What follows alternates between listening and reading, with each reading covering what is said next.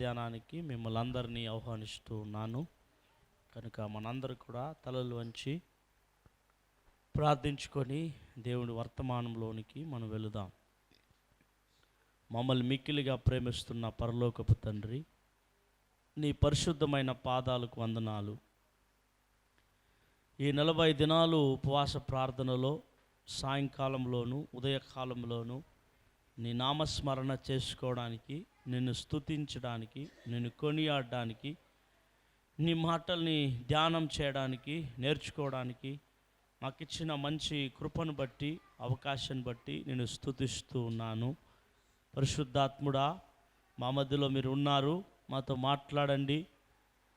ఈ లేఖనాలన్నీ కూడా దైవావేశం వల్ల రాయబడిన లేఖనాలు కావున వీటిని అర్థం చేసుకొనుటకు, వీటి ద్వారా మేము నూతన శక్తిని, నూతన బలాన్ని పొందుటకు అట్టి కృపను మాకు అనుగ్రహించండి. ఈ వర్తమానం వినటానికి వచ్చిన ప్రతి బిడ్డను వినుబుద్ధిని, గ్రహించే మనస్సును కలుగ చేయండి. మీరే ఆశీర్వదించి మహిమ పొందండి. నన్ను నీ సిలువ చాటున మరుగుపరుచుకొని మీరే బయలుపడాలని, మీరే మాట్లాడాలని, మీరే క్రియేట్ చేయాలని ప్రార్థిస్తూ ఉన్నాను. సమస్త స్తుతి, ఘనత, మహిమ అంతా నీకు అర్పించుకుంటూ నజరేయుడైన యేసు నామములో ప్రార్థించి వేడుకొనుచున్నాము తండ్రి, ఆమేన్. హల్లెలూయా. దేవుని పరిశుద్ధ నామానికి మహిమ కలుగును గాక. కూడి వచ్చిన మిమ్మల్ని అందరినీ ఈ 40 దినాల ఉపవాస ప్రార్థనకి, ఈ సాయంకాల ఆరాధనలో మిమ్మల్ని అందరినీ ప్రభు అయిన యేసుక్రీస్తు దివ్య నామంలో మిమ్మల్ని ఆహ్వానిస్తూ ఉన్నాం. మీ అందరికీ షలోం, సమాధానము కలుగును గాక. మనం అపోస్తుల కార్యములో గ్రంథ ధ్యానములో ఉన్నాం. ఇప్పటికీ 4 అధ్యాయాలను మనము ధ్యానం చేసి ఉన్నాం. అయితే 4వ అధ్యాయము చివరి 2 వచనాలను మనము ధ్యానం చేస్తూ 5వ అధ్యాయంలోనికి మనం వెళ్ళబోతూ ఉన్నాం. 4వ అధ్యాయము అందరు కూడా అపోస్తుల కార్యములు 36వ వచనాన్ని 37వ వచనాన్ని మీరు చూడాలని మనవి చేస్తూ ఉన్నాను. కూఫ్రాలో పుట్టిన లేవీయుడగు యోసేఫు అను ఒకడుండెను. అతనికి అపోస్తులు హెచ్చరికాపుత్రుడు అని అర్థమిచ్చు బర్నబా అను పేరు పెట్టి ఉండిరి. ఇతడు భూమి గలవాడై ఉండి దానిని అమ్మి దాన్ని వెల తెచ్చి అపోస్తుల పాదముల యొద్ద పెట్టెను. నాకు ప్రియమైన దేవుని బిడ్డలారా, ఇక్కడ మనము గమనించినప్పుడు ఇక్కడ లేవీయుడగు యోసేపు అను ఒకడుండెను అని మనం చూస్తూ ఉన్నాం. ఇతడు ఏ ఊరికి చెందినవాడు అంటే కూఫ్రాలో పుట్టిన లేవీయుడు అని మనం చూస్తున్నాం. ఈ కూఫ్రా అనేది ఒక దీవి, మధ్యధరా సముద్రంలో ఇది కూఫ్రా అనే ఒక దీవిలో పుట్టినటువంటి వ్యక్తి, అంటే దీవిలో పెరిగినటువంటి వ్యక్తి. అయితే ఆ దీవుల్లో లేవీయులు జీవించుచూ ఉన్నారు. ప్రియమైన దేవుని బిడ్డలారా, లేవీయులు ఆ కూఫ్రాలో జీవిస్తూ ఉన్నారు. ఆ లేవి కుటుంబంలో పుట్టినవాడుదా యోసేఫు.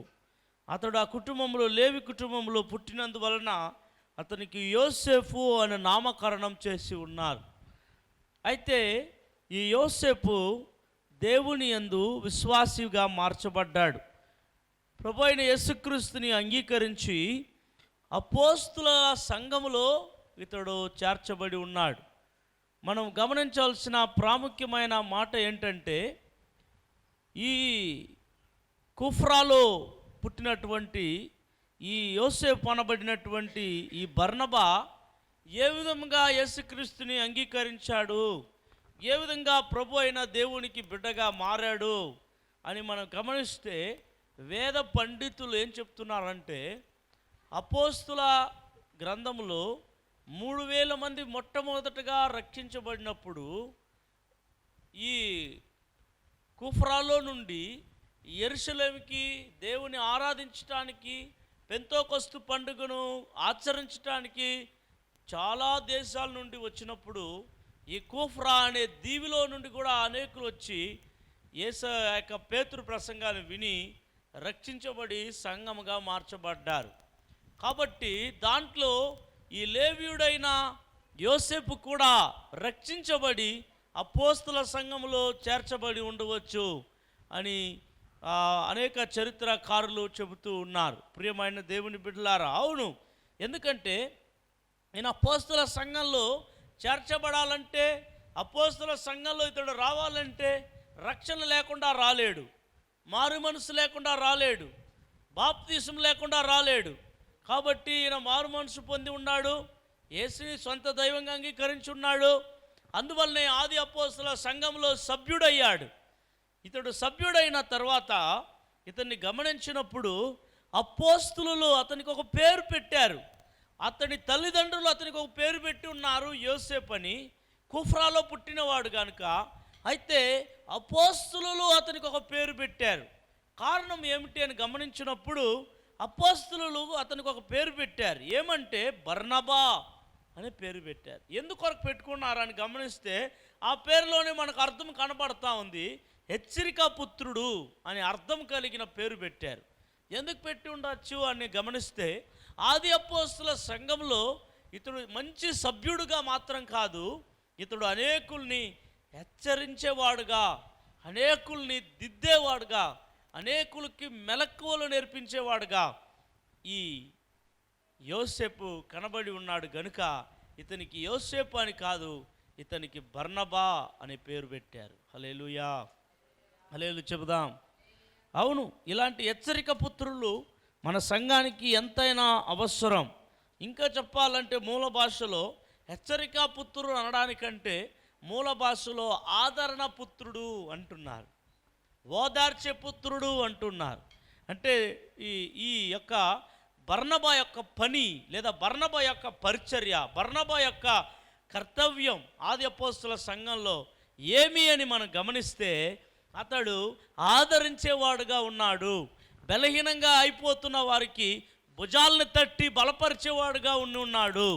అనేకుల్ని అతడు ధైర్యపరిచేవాడుగా ఉన్నాడు. అనేకులకు హెచ్చరించేవాడుగా ఉన్నాడు. అనేకులకు సహకారిగా ఉన్నట్టుగా కనబడుతున్నాడు ఈ బర్నబా. అందుకే ఈ అపోస్తలులు ఒక పేరు బిరుదులాగా అతడు చేసే పని, అతడు చేసే ఆ పరిచర్యను బట్టి అతనికి బర్నబా అనే పేరు పెట్టారు. హల్లెలూయా. ఇలాంటి బర్నబాలు మన సంఘాలకు అవసరం. ఇలాంటి బర్నబాలు ప్రతి పరిచర్యలో అవసరం.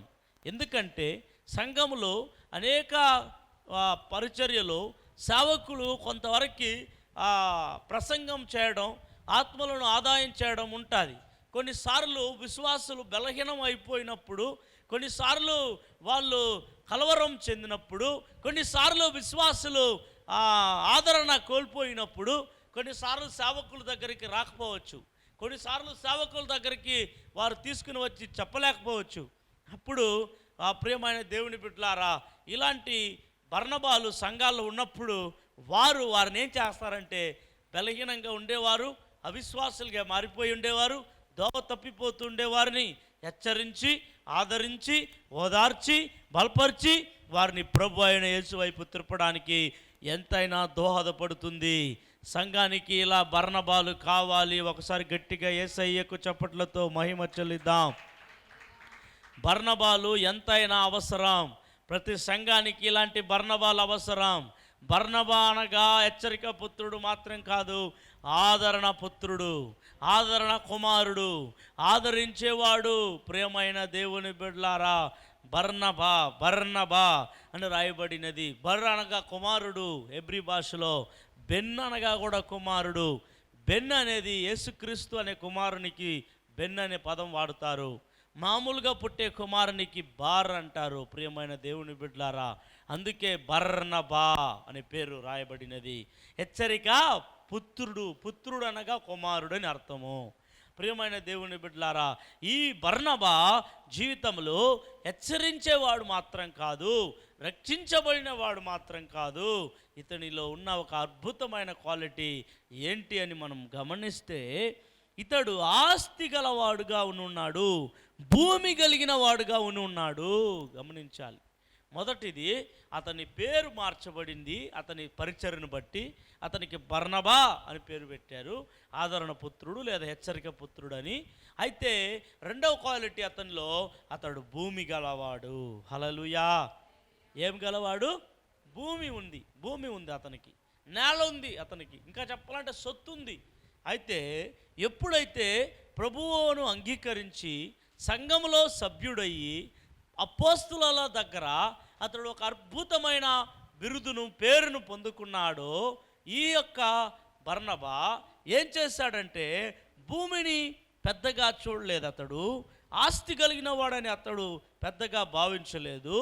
భూమిని చూసి అతడు మెరిసిపోలేదు. భూమి మీద అతని నమ్మకం పెట్టలేదు. అతడు ఏం చేశాడంటే ఆల్రెడీ దానికి ముందుగానే అనేక ఆది అపోస్తులలో కాలంలో సంఘము అంతా కూడా వారికి ఉన్న భూములను అమ్మి అపోస్తుల పాదాల దగ్గర పెట్టేవాళ్ళు. ఈ అపోస్తులు ఏం చేసేవాళ్ళంటే ఆ భూమిని, ఆ పెట్టినటువంటి ఆ ద్రవ్యాన్ని తీసుకొని ఎవరెవరికల్లా కొదువుగా ఉందో వాళ్ళకంతా పంచుతూ వచ్చేవాళ్ళు. పంచేటప్పుడు అక్కడ ఎవరికి కొదువు లేకుండా అందరికీ సమానముగా ఉండేదంట. హల్లెలూయా. అలాగంటి కాలంలో ఈ భూమి గలవాడైన బర్నబా కూడా ఏం చేశాడంటే దాని వెల తెచ్చి అమ్మి అని రాయబడినది. ఇతడు భూమి గలవాడై ఉండి దానిని అమ్మి దాని వెల తెచ్చి అపోస్తుల పాదాల యొద్ద పెట్టెను. హల్లెలూయా. ఈరోజు అయితే క్వైట్ ఆపోజిట్గా అయిపోయింది ఈరోజు సంఘం కూడా.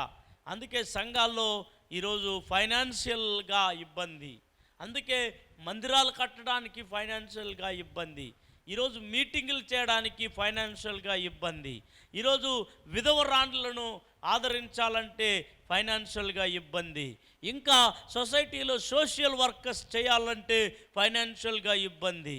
కారణము, ఆనాడు ఇబ్బంది లేదు. ఆనాడు సంఘంలో సమృద్ధిగా ద్రవ్యం ఉండేది, సమృద్ధిగా కానుకలు ఉండేది, సమృద్ధిగా ఆర్థికం ఉండేది. అందువలన సువార్త వ్యాపకం దేశాలకు వెళ్ళింది. మిషనరీలు పంపడానికి ఎంతో దోహదపడింది. ప్రియమైన దేవుని బిడ్డలారా, ఈ మంచి సాయంకాల సమయంలో దేవుడు మాట్లాడుతూ ఉన్నాడు. ఈ బర్నబా ఏం చేశాడు అంటే, ప్రియమైన దేవుని బిడ్డలారా, ద్రవ్యమును ధారాళంగా దేవుని పాదాల దగ్గర తీసుకుని వచ్చి పెట్టాడు. హల్లెలూయా. అయితే ఈనాడు సంఘం క్వైట్ ఆపోజిట్ అయిపోయింది. మనకు కొంచెం నేల ఉంటే దాన్ని కొంత రేటు కమ్మి ఇంకా కొంత ఎగేసి ఇంకా పెద్ద ప్లాట్ కొంటున్నాం. ఈరోజు ప్లాట్లు కొనిస్తే అనేక మంది ప్లేట్లు వేసుకొని కూర్చుంటున్నారు చాలామంది. హల్లెలూయా. ఈరోజు ఎన్ని ప్లాట్లు కొన్నా కూడా సరిపోవట్లేదు. ఒక ప్లాట్ అయినా అమ్మి దేవుని దగ్గరికి తీసుకొని రమ్మని చూద్దాం. ఈరోజు లేదండి. ఎన్ని ప్లాట్లు కొన్నా సంతృప్తి లేదు, ఎన్ని అంతస్తులు కట్టినా సంతృప్తి లేదు, ఎన్ని అపార్ట్మెంట్లు కట్టినా సంతృప్తి లేదు. అందుకే కొన్నిసార్లు సిటీ సైడ్కి వెళ్ళి ఏం చేస్తారంటే, ఈ విలేజ్ సైడు సంపాదించి లక్షలు కోట్లు సంపాదించి సిటీ సైడ్ వెళ్ళేసి ప్లాట్ కొనేసి బిల్డింగ్ కట్టేదానికి ప్రారంభిస్తారు. అయితే గమనించినప్పుడు ఆ సిటీ సైడ్లో వాళ్ళు వెళ్ళి ప్లాట్ కొని బిల్డింగ్ కట్టినప్పుడు అంతా కట్టేసి ఇంక ఓపెన్ చేసేటప్పుడు ఆ బిల్డింగ్, ఆ యొక్క ప్లాట్ నిజమైన ఓనర్ వచ్చి అబ్జెక్షన్ చేస్తాడు. అంతవరకు తెలియదు నిజమైన ఓనరు. హల్లెలూయా. అప్పుడు వచ్చి అబ్జెక్షన్ చేస్తాడు. ఏమని అబ్జెక్షన్ చేస్తాడు? ఎవరు అయ్యా, ఇది మా ప్లాట్లో నువ్వెవడు బిల్డింగ్ కట్టడానికి? చూడు డాక్యుమెంట్ అంట, ఇది మాది, ఇది నీకెవడు అమ్మాడు అని చెప్పగానే వాళ్ళు షాక్ అయిపోయి ఎందరో ఈరోజు అలా చీటింగ్ మోసపోతూ ఉన్నారు. సిటీ సైడ్లో వెళ్ళి కోట్లు. ఈరోజు కూడా ఒక దైవ సహోదరుడు చెప్పాడు, అయ్యా మా అన్నగారు ఏం చేశారంటే ఒక కోటి రూపాయలకి ఒక ఫ్లాట్ కొని బిల్డింగ్ కట్టాడంట. 5 అంతస్తుల బిల్డింగ్ కడితే ఆ బిల్డింగ్ 5వ ఫ్లోర్ కట్టి ముగించేంత వరకు ఆ ల్యాండ్ ఓనర్ గుమ్మునే ఉన్నాడంట. కట్టి ముగించిన తర్వాత ఆయన వచ్చి నిలేసాడంట, అడ్డు పెట్టాడంట, ఇది మాది, మీకెవడో చీటింగ్ చేసి ఏదో నకిలీ పత్రాలు పెట్టి నీకు అమ్మాడు, దాన్ని నువ్వు కొన్నావు, తప్పు నీది, ఈ బిల్డింగ్ వదిలి ఖాళీ చేసుకొని వెళ్ళిపో. డబ్బులంతా ₹1,00,00,000 నష్టమయ్యింది. ఈరోజు అట్లాగా చీటింగ్లో మోసపోతున్నారు, నష్టం అవుతున్నారు. అయితే దేవుని సన్నిధిలో తీసుకురండి, దేవునికి ఏదైనా చెయ్యండి అంటే మనసు రావట్లేదు. హల్లెలూయా, హల్లెలూయా చెప్దాం కదండి. సంఘంలో దశమ భాగాలే ఇవ్వండి అంటే అది పాత నిబంధన కాలం కదండి. నేను యూట్యూబ్లో మెసేజ్ చూస్తున్నానండి, దైవజనుడు ఇలా చెప్పాడు, దశమ భాగము పాత నిబంధన కాలంది, కొత్త నిబంధనలో ఇవ్వకూడదు, మీరు ఇస్తుంటే ఆపేయండి అని చెప్పినాడు. ఆ ప్రసంగా నేను విన్నానండి, ఆపేశానండి అని చెప్తున్నారు. గమనించండి, ఇక్కడ ఒక మీకు అద్భుత సత్యాన్ని చెప్తున్నాను. దశమ భాగం అంటే ఏంటి? 100లో 10వ భాగాన్ని దశమము అనగా 10. దశమ భాగము అన్న ఒకటే, 10వ భాగము అన్న ఒకటే, కన్ఫ్యూజ్ కాకూడదు. దశమ భాగము అన్న ఒకటే, 10వ భాగము అన్న ఒకటే. అయితే దేవుడు ఓల్డ్ టెస్టమెంటు, న్యూ టెస్టమెంట్ అని విభజించుకునింది మనము. దేవుడు విభజించలేదు. ఓల్డ్ టెస్టమెంట్ అని, న్యూ టెస్టమెంట్ అని పెట్టింది కూడా మనమే, పేరు పెట్టుకునింది కూడా మనమే. అయితే మన దగ్గర ఉన్న 66 పుస్తకాలు ఒకే ఒక గ్రంథం, అది. హల్లెలూయా చెప్దాం. అయితే నేను చెప్తున్నాను, ఈ పాత నిబంధనలో ఇది ఉండేది, కొత్త నిబంధనకు అవసరం లేదు అని చెప్పే వాళ్ళకి నేను చెప్పేది ఏమంటే, పాత నిబంధనలో ఏమో దేవుడు 10% ఇమ్మన్నాడు. కొత్త నిబంధనలో చూడండి, ఆస్తులు అమ్మేసి తెచ్చి పెడుతున్నారు. అట్లా పెట్టాలైతే హల్లెలూయా చెప్పాలా? హల్లెలూయా. అప్పుడు 10% తీసుకో, 90% నువ్వు తీసుకో, 10% నేను తీసుకుంటాను, అదే మంచిదా? మొత్తం తెచ్చిపెట్టరా నాయన అని చెప్పేది మంచిదా? స్తోత్రం, హల్లెలూయా. అప్పుడు ఏం చేయాలా? ఈ దశమ భాగాలు లేదు, దశమ భాగాలు ఓల్డ్ టెస్టమెంట్ అని చెప్పే దైవజనుల ప్రసంగాలు విన్న మీరు ఏం చేయాలంటే 10వ భాగాన్ని ఆపేసి 100% తెచ్చిపెట్టండి. కొత్త నిబంధనలు ఉండేది అదే. స్తోత్రం, హల్లెలూయా చెప్దాం. హల్లెలూయా. అవునండి ప్రియమైన దేవుని బిడ్డలారా. అయితే బైబిల్ ఏం చెప్తుందంటే, బర్నబా అనే ఒక వ్యక్తికి భూమి ఉంటే ఆ భూమిని అమ్మి అపోస్తల పాదాల దగ్గర తెచ్చిపెట్టాడంట. అప్పుడు గమనించాలా, బైబిల్లో ఒక వచనం రాయబడింది, మీ ధనం ఎక్కడ ఉంటుందో అక్కడే మీ మనసు ఉంటుంది. హల్లెలూయా. మీ ధనం బీరువాలో పెట్టారనుకోండి, బీరువాలోనే చూస్తూ ఉంటారు. ఎక్కడైనా మీరు బయలుదేరి వచ్చారనుకోండి, బీరువాను లాక్ చేసినామా లేదా, లాక్ చేసిన కీ ఎక్కడ పెట్టాము మళ్ళీ చెక్ చేస్తాం. లోపలికి వెళ్ళి బీరువాను మళ్ళీ చెక్ చేస్తాం, లోపల రేఖని మళ్ళీ చెక్ చేస్తాం. చూడండి ధనం మీద ఎంత ఆశో. ఉండిలో వేస్తాం ధనాన్ని, ఉండిలో ఎవరైనా దాన్ని హోల్ చేసి తీసేసినారా అట్లా చూస్తున్నాం. హల్లెలూయా. ధనం మీద ఎంత ఆశ చూడండి. ప్రియమైన దేవుని బిడ్డలారా, మీ ధనం ఎక్కడ ఉండునో మీ హృదయం అక్కడ ఉండును అని రాయబడినది. అందుకే ఇతడు ధనాన్ని ప్రేమించలేదు, ఈ బర్నబా దేవుణ్ణి ప్రేమించాడు.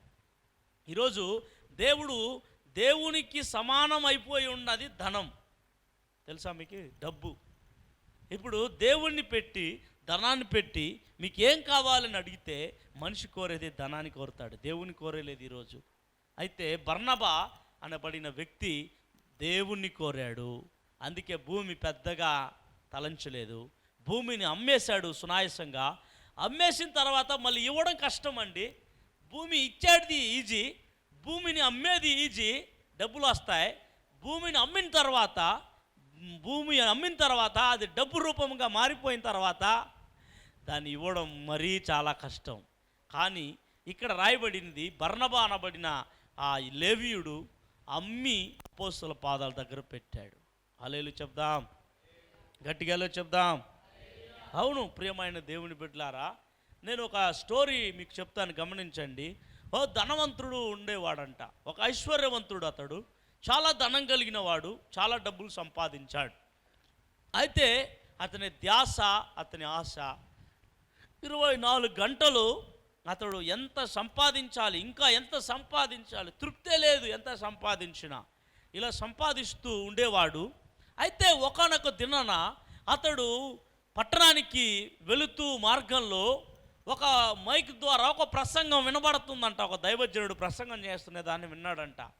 అతడు ఆ దైవజనుడు చెప్తున్న ప్రసంగం ఏమంటే, ధనవంతులారా, ఈ లోకంలో ఎంత ధనం సంపాదించినా కూడా అది ఈ లోకం వరకే ఉంటుంది, కానీ అది ఇహలోకానికే పరలోకానికి తీసుకొని వెళ్ళదు మీ ధనం. ఈ ధనము ఈ లోకం వరకే ధనవంతులని, ఐశ్వర్యవంతులని, కోటీశ్వరులని మిమ్మల్ని మెప్పించేది, మిమ్మల్ని మీకు పేరు ప్రఖ్యాతులు తెచ్చిస్తుంది. అది ఈ లోకం వరకే సంబంధించింది. ఈ ధనాన్ని పెట్టుకొని ఎవడు పరలోక రాజ్యానికి వెళ్ళలేడు. యేసుని నమ్మండి అని ప్రసంగం చేస్తున్నాడంట దైవజనుడు. ఆ ప్రసంగాన్ని విన్నాడంట ఈ ధనవంతుడు. వినేసి అతడు అనుకున్నాడంట, ఈ దైవజనులకి డబ్బులు లేకుండా ఉంది, అందుకే ధనం మీద ఆశ లేదు, డబ్బులు మనకుంది కాబట్టి మనకు ఎక్కువగా ఆశ ఉందని చెప్పి దైవజనుడిని తిట్టుకుంటా అతడు వెళ్ళిపోతూ అతనికి ఒక ఆలోచన కలిగిందంట. అరే, ఈ లోకం వరకే ఉంటుందంటున్నాడే ధనం, అప్పుడు పరలోక రాజ్యానికి వెళ్ళాలంటున్నాడు, అక్కడికి ధనము రాదంటున్నాడే, పరలోక రాజ్యానికి వెళ్ళాలంటే ఏం చేయాలి? ధనం ఇక్కడ చేర్చేసినాను, ఇక్కడ బ్యాంకులో ఉన్నాయి, బీరువాలో ఉన్నాయి, ఇక్కడ అన్ని బ్యాంకులో ఉన్నాయి, అయితే నేను పరలోకంలో ధనం చేర్చుకోవాలంటే ఏం చేయాలా అని ఆలోచనలో పడ్డాడంట ఐశ్వర్యవంతుడు. ఇంటికి వెళ్ళి తన పని వాళ్ళు, ఆఫీసులో వర్క్ చేసే వాళ్ళందరినీ పిలిచాడంట. ఆ ధనవంతుడు పిలిచి, అయ్యా నాకు చెప్పండి, మీరు భూలోకంలో ధనాన్ని సంపాదించినాను, ఇది పరలోకంలో చేర్చాలంటే నేనేం చేయాలా అని అడిగినాడంట. అప్పుడు వారు ఏం సమాధానం చెప్పలేదంట. వారికి ఏం సమాధానం చెప్పాలో తెలియలేదు. దీన్ని ధనాన్ని పరలోక రాజ్యంలో చేర్చాలంటే నేనేం చేయాలి అని ఆలోచనలో పడ్డాడంట. పడి చాలామందిని అడిగాడు, ఎవరు ఆన్సర్ చెప్పలేదు. అయితే ఒక పలానా స్థలంలో ఈ ఆన్సర్కి కరెక్ట్గా చెప్పాల్సిన ఒక వ్యక్తి ఉన్నాడని చెప్పారంట. ఆ వ్యక్తి దగ్గరికి వెళ్తే ఈ ఆన్సర్ దొరుకుతుందని చెప్పి ఆ వ్యక్తి దగ్గరికి వెళ్ళాడంట.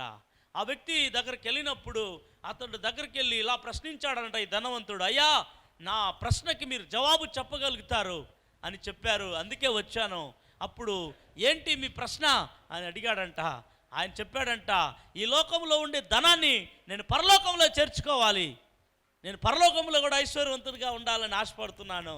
ఈ భూలోకంలోనే ఈ ధనము ఉండేదంతా ఈ భూలోకం వరకే ఐశ్వర్యవంతుడు అంట, పరలోకానికి ఇది వెళ్ళేదానికి అవకాశం లేదంట. నా ఆశ ఏమంటే ఈ లోకంలోని ధనవంతుడిగా ఉండాలి, నేను పరలోకంలో కూడా నేను ధనాన్ని చేర్చాలా, దానికి ఏమైనా మార్గం ఉంటే చెప్పండి అని అడిగాడంట. హల్లెలూయా. అప్పుడు ఆ ప్రశ్న ధనవంతుడు వేయగానే ఆ ప్రశ్నకి జవాబు చెప్పే వ్యక్తి ఇలా అడిగాడంట, అయ్యా మీరు ఎప్పుడైనా అమెరికా వెళ్ళారా, ఎప్పుడైనా మీరు లండన్ వెళ్ళారా అని అడిగాడంట. అప్పుడు అవును, లండన్ కాదు, నేను ప్రపంచ దేశాలన్నీ చుట్టేసి వచ్చేసినానని చెప్పినాడంట ధనవంతుడు. అన్ని దేశాలు తెలుసు నాకు, అన్ని కంట్రీకి వెళ్ళా, నేను చూడని కంట్రీ ఒక కంట్రీ కూడా లేదు, అంతా తెలుసు నాకు చెప్పాడంట. అయితే ఒక ప్రశ్న, అయ్యా మీరు అమెరికాకు వెళితే ఇండియాలో నుండి తీసుకెళ్ళే డబ్బు అమెరికాలో చెల్లుతుందా అని అడిగాడంట. చల్లదు అన్నాడంట. అప్పుడు నువ్వేం చేస్తావు అన్నప్పుడు, ఇండియాలో ఉన్న డబ్బుని తీసుకెళ్ళి అక్కడ అమెరికా కరెన్సీగా మార్చుకుంటాను అని చెప్పాడంట. తర్వాత ఇంగ్లాండ్కి వెళ్తే ఏం చేస్తావు, ఇంగ్లాండ్కి వెళ్తే ఇంగ్లాండ్లో దానికి పౌండ్స్గా మార్చుకుంటాను. అట్లా ఒక్కొక్క దేశానికి ఒక్కొక్క కరెన్సీ, ఒక్కొక్క విధంగా డబ్బుకు వాల్యూస్ ఉన్నాయి. ఇక్కడ ఉండేటటువంటి ఆ భారతదేశంలో ఉన్న డబ్బు వేరే దేశంలోనికి వెళ్తే దానికి ఏం లేదు, వాల్యూ లేదు. హల్లెలూయా, హల్లెలూయా చెప్దాం. కాబట్టి నీ ప్రశ్న ఏమిటి? ఈ లోకంలో ఉన్న డబ్బును పరలోకానికి నువ్వు చేర్చాలి, మార్చుకోవాలి అనుకుంటున్నావు, అదే కదా నీ ఆశ. ఒకటి చెప్తాను గమనించు, నీవు ఎంత డబ్బులు నీ దగ్గర ఉందో ఈ డబ్బులంతా నువ్వు పరలోకంలో చేర్చాలంటే ఒకే ఒక పని చెప్తాను, ఆ పని చేసావంటే పరలోకంలో నీ డబ్బు చేరుతుంది అని చెప్పాడంట. చాలా సంతోషం అయిపోయిందంట ఆయనకి. నేను పరలోకంలో కూడా కోటీశ్వరుని, పరలోకంలో కూడా ఐశ్వర్యవంతుని, చెప్పు త్వరగా అన్నప్పుడు వెంటనే ఆ వ్యక్తి చెప్పాడంట, నీ డబ్బు అంతా కూడా దైవ కార్యాలకును, బీదలకును, అనాథులకును నువ్వు ఖర్చు పెట్టావంటే నీ డబ్బంతా పరలోకంలో వెళ్ళి చేరుతుంది అని చెప్పాడంట. గట్టిగా చప్పట్లతో దేవునికి మహిమ చెల్లిద్దాం. మీకు తెలీదు ప్రియమైన దేవుని బిడ్డలారా, బైబిల్లో ఒక వచనం చూపిస్తాను. మత్తయి రాసిన సువార్తలో 6వ అధ్యాయము, అందరూ కూడా తీసుకుందాం. మత్తయి రాసిన సువార్త 6వ అధ్యాయంలో చాలా అద్భుతమైన మాట మనకు కనబడుతుంది. 19వ వచనం 20వ వచనం గమనిద్దాం. భూమి మీద మీ కొరకు ధనమును కూర్చుకొనవద్దు, ఇక్కడ చిమ్మెట్టయు తుప్పును తినివేయును, దొంగలు కన్నం వేసి దొంగిల్లెదరు. పరలోకమందు మీ కొరకు ధనమును కూర్చుకొనుడి, అచ్చట చిమ్మెట్టైనను తుప్పైనను దాన్ని తినివేయదు, దొంగలు కన్నం వేసి దొంగిల్లరు. నీ ధనం ఎక్కడ నుండునో అక్కడనే నీ హృదయం ఉండును. గట్టిగా చప్పట్లు కొట్టి దేవునికి మహిమ చెల్లిద్దాం. ఇలా చెప్పి 24వ వచనంలో అంటాడు, ఎవడను ఇద్దరు యజమానులకు దాసుడుగా ఉండనేరడు, అతడు ఒకని ద్వేషించి ఒకని ప్రేమించును, లేదా ఒకని పక్షముగా నుండి ఒకని తృణీకరించును. మీరు దేవునికిని సిరికిని దాసులుగా ఉండనేరరు. గమనించారా? ఇద్దరికి దాసులుగా ఉండలేము. ఒకరిని ద్వేషించాలి, ఒకరిని ప్రేమించాలి. అక్కడ కనబడతా ఉంది, దేవునికిని సిరికిని దాసులుగా ఉండలేరు అంటున్నాడు. సిరి అంటే ధనము, డబ్బు అని అర్థం. దేవుడు చూడండి, దేవుడు సిరి డబ్బు రెండు ఉన్నాయి. ఇప్పుడు మీరు దేనికి దాసులుగా ఉన్నారు, దేన్ని ప్రేమించే వాళ్ళుగా ఉన్నారు అని గమనిస్తే బర్నబా ఇప్పుడు దేనిని ప్రేమించాడు, దేనిని ద్వేషించాడు? దేవుణ్ణి ప్రేమించాడు కాబట్టి అతని భూమి, అతడు అమ్మిన ఆ వెల అతనికి ప్రేమగా తెలియదు. ఎవరు ప్రేమగా తెలిసారంటే దేవుడు ప్రేమగా తెలిసాడు కాబట్టి ఇవ్వటానికి కష్టమేమీ లేదు. అదే నువ్వు డబ్బుని ప్రేమిస్తే, దేవుని ద్వేషిస్తే డబ్బు ఇచ్చేదానికి ఉంటుందా? ఉండదు. హల్లెలూయా. కాబట్టి ఈనాడు అనేక మంది ఈ భూమిని ప్రేమిస్తున్నారు, భూమిలో ఉన్న ఫ్లాట్లను ప్రేమిస్తూ ఉన్నారు, ఈ భూమిలో ఉన్న డబ్బును, ధనాన్ని ప్రేమిస్తున్నారు. ధనం కావాలి అవసరానికే. ధనం అవసరందా లేదంటలేదు, కానీ ధనానికి మనం దాసులు కాకూడదు, ధనము మనకు దాసులుగా మారాలి. మనము ధనాన్ని ద్వేషించాలి, యేసుని ప్రేమించాలి. అప్పుడు దేవునికి ఇవ్వడానికి సంకోచితము లేకుండా, సనగకుండా, గొనగకుండా ఎంతైనా ఇస్తాం దేవునికి. ఒకటి నీవు దేవుని కార్యాలకు, విధవరాండ్లకు, అనాథులకు, దిక్కుమాలిన వాళ్లకు, సహాయం లేని వాళ్లకు మనం సహాయం చేస్తున్నప్పుడు, ఈ భూమిలో మనం చేసే ప్రతి సహాయము, మనం ఖర్చు పెట్టే ప్రతి డబ్బు మీ అకౌంట్లో పరలోకంలో ధననిధిలో నిండుతుంది. గట్టిగా చప్పట్లతో దేవునికి మహిమ చెల్లిద్దాం. అందుకే ఈ సీక్రెట్ని ఎవరు కనిపెట్టారు అంటే ఆది అపోస్తలులు కనిపెట్టారు. ఇది ఎలా కనిపెట్టారు? ఇప్పుడే చదివా మత్తయి సువార్తలో 6వ అధ్యాయంలో. అది యేసు ప్రభు చెప్పిన మాట. ఈ మాటని వాళ్ళు గట్టిగా చేపట్టి ఆది అపోస్తలుల సంఘం, మనకు ఈ భూమి మీద డబ్బులు వద్దు, ఈ భూమి మీద మనకు ఆస్తులు వద్దు, ఈ భూమి మీద మనం ఏదో సంపాదించేది వద్దు, మనం ఏం చేద్దాం, మనకుండేదంతా ప్రభు సేవకే పెడదాం. మనం అలా పెడితే, మనం అలా ఖర్చు పెడితే మన డబ్బులంతా కూడా పరలోక ధననిధిలో చేర్చబడతాది. అది గ్రహించారు ఆది అపోస్తలులు. అందుకే వాళ్ళ భూములు వాళ్ళకి పెద్ద వెలగా కనబడలేదు, వాళ్ళ డబ్బులు వారికి పెద్దగా విలువగా కనబడలేదు. అందుకే సునాయాసంగా దేవునికి ఇవ్వగలిగారు. ప్రియమైన దేవుని బిడ్డలారా, నేను కూడా ఎక్కువ శాతం కుటుంబం కంటే దేవుని పరిచర్యలో వచ్చే ప్రతి రూపాయిని, ప్రతి డబ్బును సేవకే వాడతాను. నేను బట్టలు ఎత్తుకోవాలనో, నగలు కొనాలనో, లేదంటే వాహనాలు కొనాలనో, లేదా బిల్డింగ్లు కట్టాలనో, లేదా తోటలు కొనాలనో, అకౌంట్లో దాచుకోవాలనో. అవును, నేను 2 అకౌంట్ పెట్టుకొని ఉన్నాను. ఒకటి సిండికేట్ అకౌంట్ ఉంది నాది, రెండోది SBI అకౌంట్ ఉంది. 2 అకౌంట్లో చూసినప్పుడు 1000 లోపలే ఉంది, అది అప్పుడప్పుడు ఎస్ఎంఎస్ వస్తుంది, నాకు కట్ అయిపోతా ఉందంట. అది హల్లెలూయా, హల్లెలూయా చెప్పండి. అది కట్ అయిపోయేసి ఇంకా మెసేజ్ వస్తుంది కదా, మెసేజ్ వస్తుంది నాకు, ఇంకా నీది అకౌంటే క్లోజ్ అయిపోతుంది అన్నటప్పుడు ఇంకా భూపతికో మైకిల్కో ఎవరికో చెప్తాను, నాన్న నాది అకౌంట్ క్లోజ్ అయిపోతా, ఒక 1000 రూపాయలు అట్లేసేయండి రా అన్నప్పుడు 1000 రూపాయలతో పాటు ఫైన్ కూడా పడి ఉంటుంది. ఒకసారి ఏమైందంటే బ్యాంక్ అకౌంట్లో అమౌంట్ అంతా అయిపోయిన తర్వాత మైనస్లోకి వెళ్ళిపోయి నేనే బ్యాంక్ వాళ్ళకి అప్పు అయిపోయినా. స్తోత్రం హల్లెలూయా. ఎంత అప్పు అయిపోయినా అంటే 1500 రూపాయలు అప్పు అయినా. గోల్డ్ ఒకటి పెట్టున్నా, దాంట్లో రిన్యూల్ చేయడానికి వెళ్తే వాడు అంటున్నాడు, ఇదేంద్ర నాయన ఇది మైనస్లోకి వెళ్ళిపోయి 1500 మళ్ళీ అప్పుగా ఉన్నావు నువ్వు. స్తోత్రం హల్లెలూయా. నేనేమనుకున్నా, అది నాకు తెలియదు ఆ విషయం. 1000 రూపాయలు కదా డిపాజిట్లో ఉండాల్సిందని 1000 రూపాయలు వేయండి సార్ అని చెప్తే, ఇంకా 500 బాకీ ఉండవు నువ్వు కట్టి అన్నాడు. నాకు తెలియదు. హల్లెలూయా చెప్దాం. అది మన పరిస్థితి, అవునా? హల్లెలూయా. అందుకే దేవుడు నాకు దర్శనమిచ్చి సేవకు పిలిచాడు. నేను నిజంగా చెప్పాలంటే ఆర్థికాన్ని సంపాదిస్తున్నప్పుడు ఉద్యోగంలో నాకు నిజంగా ధనాశ కలిగింది. నేను చెప్తున్నాను, ఇంకా ధనము వచ్చేస్తుంది, మనం పరిచయకు సహాయం చేద్దాంలే, ఇంకెందుకు మనం సేవ చేయడం అని చెప్పి ప్రార్థన జీవితంలో, వాక్య జీవితంలో తగ్గిపోయినప్పుడు, అయితే దేవుడు మళ్ళీ నాకు దర్శనమిచ్చి, ధనం కాదయ్యా నీ ఆశ, నా కొరకు జీవించు అన్నాడు. ఆ రోజే ధన ఆశ వెళ్ళిపోయింది నాకు. హల్లెలూయా చెప్దాం. హల్లెలూయా. నేను ఎప్పుడు ధనాన్ని నా పాదాల కిందనే చూస్తా, కానీ ధనాన్ని నేను పెద్దగా ఎంచను. ఈ లోకంలో ఏది నాకు విలువైన వస్తువులు ఏది కాదు, వాహనం కానీ, ఏదైనా వస్త్రాలు కానీ, ఇల్లు కానీ, మొబైల్ కానీ, నేను ఎక్కువగా ప్రేమించేది వస్తువుల్ని కాదు, యేసు ప్రభునే. హల్లెలూయా చెప్దాం. హల్లెలూయా.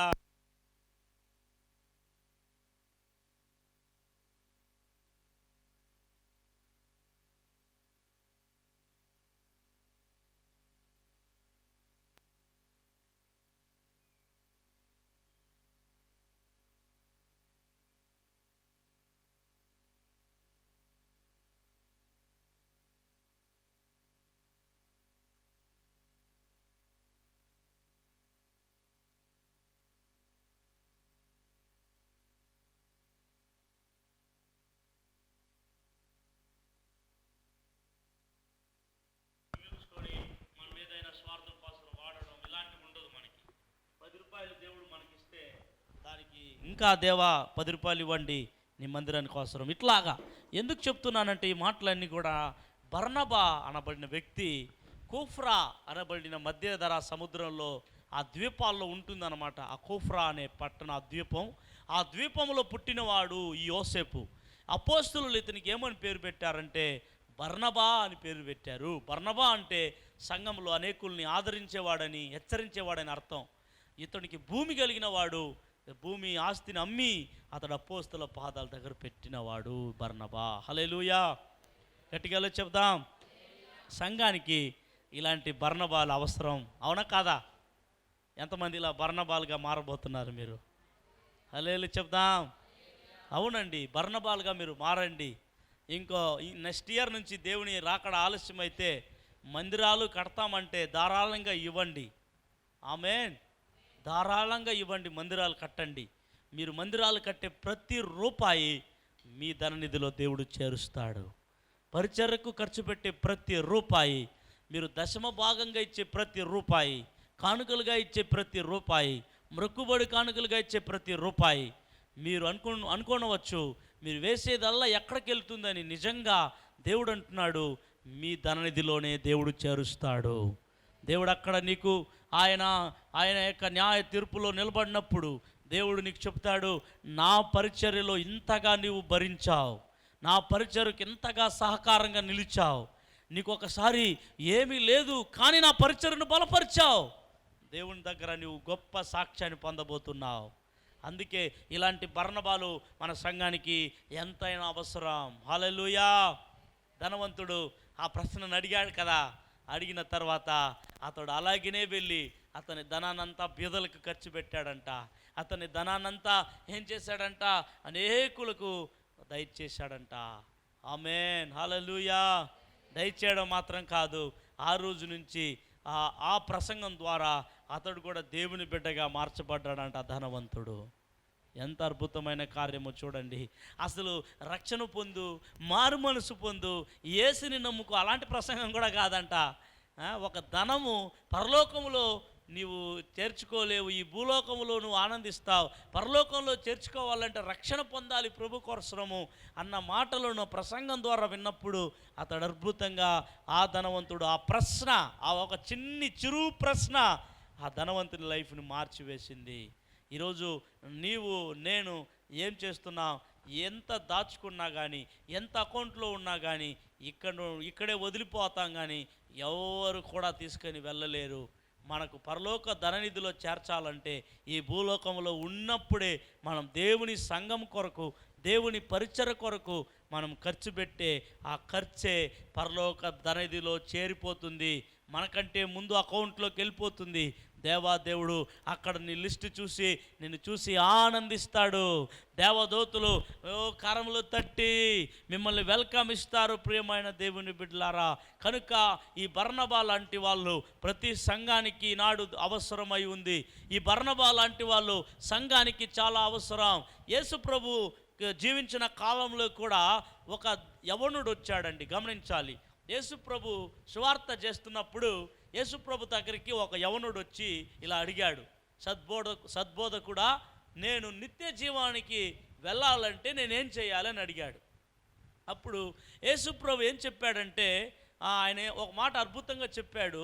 నరహత్య చేయవద్దు, వ్యభిచారం చేయవద్దు, దొంగిల్లవద్దు, అబద్ధ సాక్ష్యం చెప్పవద్దు, నీ తల్లిదండ్రులను సన్మానించుము, నీ దేవుణ్ణి ప్రేమించుము అని చెప్పాడు. ఈ మాటలు చెప్పగానే యేసుప్రభు ఆ యొక్క యవనుడు చెప్పాడు, ఆస్తి గల ఆ యవనుడు చెప్పాడు, అయ్యా నేను బాల్యంలో నుండి, చిరుప్రాయంలో నుండి ఇవన్నీ నేను ఫాలో అవుతున్నాను, నేను ఈ ఆజ్ఞలన్నీ గైకొంటున్నాను, ఈ ఆజ్ఞలన్నీ నేను అనుసరిస్తున్నానయ్యా, నేను వెళ్తానా అన్నట్టుగా అడుగుతున్నాడు. అప్పుడు యేసయ్య ఏం చెప్పాడు, వెరీ గుడ్, ఈ ఆజ్ఞలన్నీ నువ్వు గైకొంటున్నావు, నీకు పరలో నిత్య జీవం వచ్చేస్తుంది అని యేసయ్య చెప్పలే. అతను చూసి ఒక మాట అంటాడు, నీకు ఇంకా ఒకటి కొదువుగా ఉంది, తక్కువగా ఉంది అని చెప్తాడు.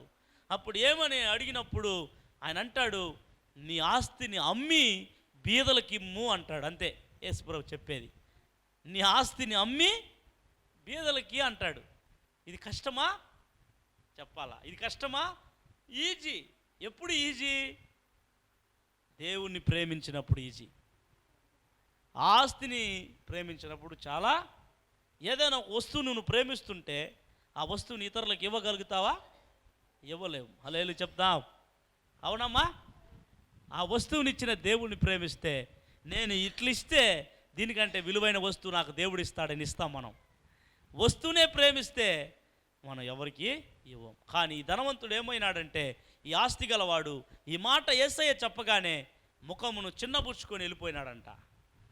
అందుకే యేసయ్య అన్నాడు, ధనవంతులు దేవుని రాజ్యంలో ప్రవేశించలేరు అని చెప్పాడు. హల్లెలూయా.